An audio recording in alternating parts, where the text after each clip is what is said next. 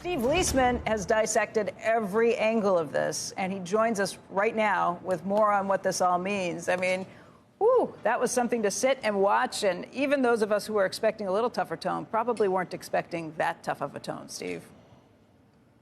Yeah, I had a lot of these in my bingo card, but not necessarily a clear statement that the pace of rate hikes could increase. And he made clear that a higher funds rate is likely and that the Fed is going to stay there for some time and the Fed could possibly hike at a faster pace. Here's a look. We're calling this, Becky, the Fedometer, showing the outlook for the pace, level, and duration of hikes. We have a 63% probability of a 50-point hike. That shows the market's leaning there towards that 50. The peak funds rate now seen at 563. That is 16 basis points higher than it was before this speech. All we know about duration from Powell is he and other Fed officials have said this. They intend to remain sufficiently restrictive for some time, and we'll just update this as data come in and as Fed folks speak.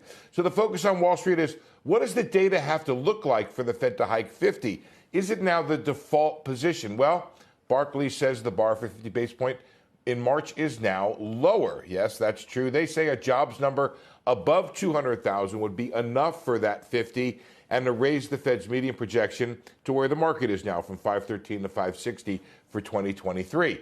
Over at Evercore, our friend Krishna Guha says we still lean 25 because we think the next batch of data will be appreciably cooler and the Fed will apply a reasonable standard for evaluating this. So Evercore's comments, I think, emphasize what Powell made clear. The decision is not preset. It depends on the data, and that includes jobs on Friday, inflation next week, retail sales, JOLTS, all kinds of stuff. The question for today, does Powell see a need to walk back or soften anything he said yesterday? I think given that most important parts of the remarks were in the statement, I don't think he's got anything to walk back. Joe?